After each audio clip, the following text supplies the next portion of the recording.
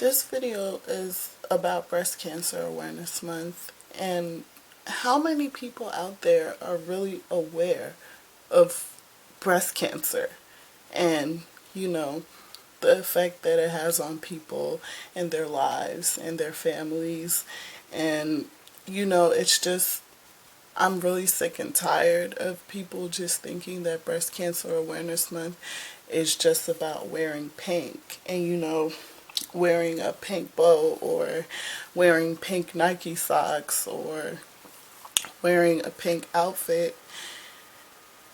It's so much more than that. And this is a topic that I haven't spoken about, but I feel like it needs to be spoken on. So I'm going to talk about it. And I might get emotional because this is a subject that I typically don't talk about because I get emotional. But this might, help people learn more about breast cancer and breast cancer awareness and why, it's really a serious thing. And if you do support it, you should really do things to support breast cancer awareness. Be aware yourself before you promote something you're not aware of. Now, my mother died last year on December 30th. She was struggling with breast cancer. It was her second time getting cancer. She had breast cancer 14 years before. Now, when it came back, it took everyone by surprise. It's like she beat it. Like, it's not supposed to come back. She won. She won the war. No, not the case, because the cancer came back and it came back full force. She had stage 4 breast cancer, and it just completely changed her life. And let me tell you guys, it's not until earlier this year when I was at the doctor and I was getting a shot. And mind you, I'm terrified of needles. Like, I hate needles. I can't even watch them going into someone's skin on TV. Like, I just hate it. But I was at the doctor earlier this year, and she's getting ready to put the needle in my arm to take my blood, and I'm just like, oh gosh, I hate needles. And then I was thinking about my mom, because I used to take her to, her chemotherapy, her radiation, her doctor visits and stuff like that. And I'm like, my mom had to do this all the time. Like, this had to become a part of her life. Like, it just never registered to me to put myself in her place and to see how you can go from being this strong, beautiful woman, you're dominant, you're in control, and then you get a sickness like breast cancer and you feel helpless, inferior, weak, like you've lost your beauty, and you just have to go through so much more than you normally would. And I understood that she was going through a lot, but I never put myself in her shoes. Imagine being a woman. You lose all your hair. Like, the hair is gone. For most chemo and radiation patients, they lose their hair. And when she started to lose her hair, it was like,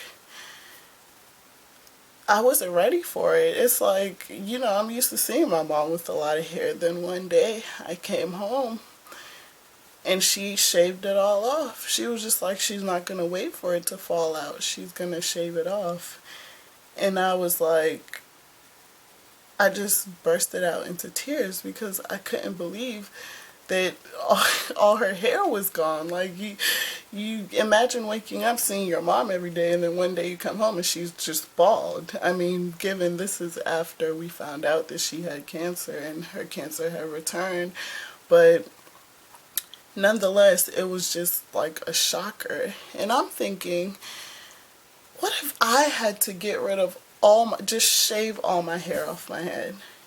and how that would affect me as a person, as a woman.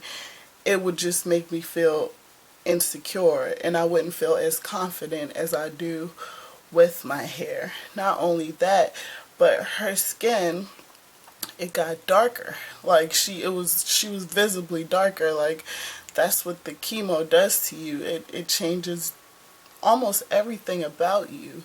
And it's like it just got to the point where she was helpless. She couldn't do anything for herself, literally had to bathe her, give her food, drive her places, just whatever she needed. And it's like seeing someone, a woman, who used to do everything for herself, who was the dominant one in the family, who everyone else depended on. Now she was depending on everyone else,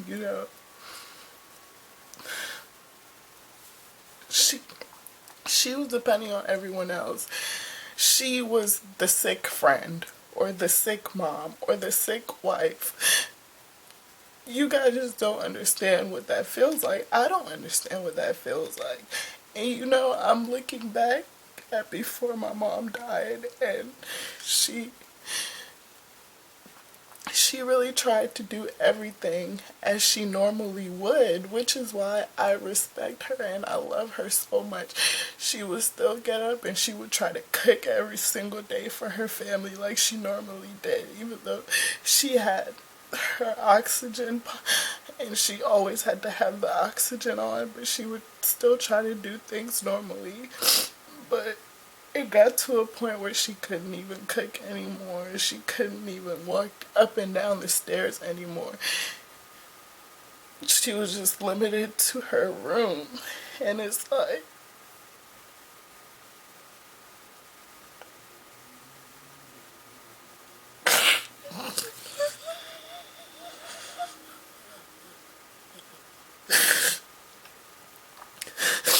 it got to the point where she couldn't even go make her doctor visits anymore. And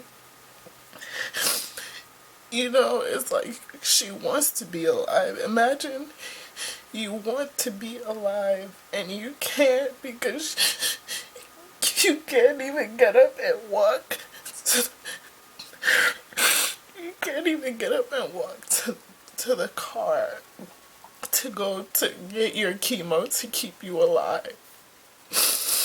You guys, you think you're aware about breast cancer by posting this on Instagram, or passing along a little breast cancer ribbon on Snapchat. That's not making you aware.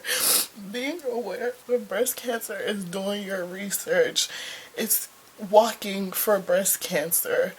It's doing a monthly breast self-examination for the ladies. It's getting your mammogram.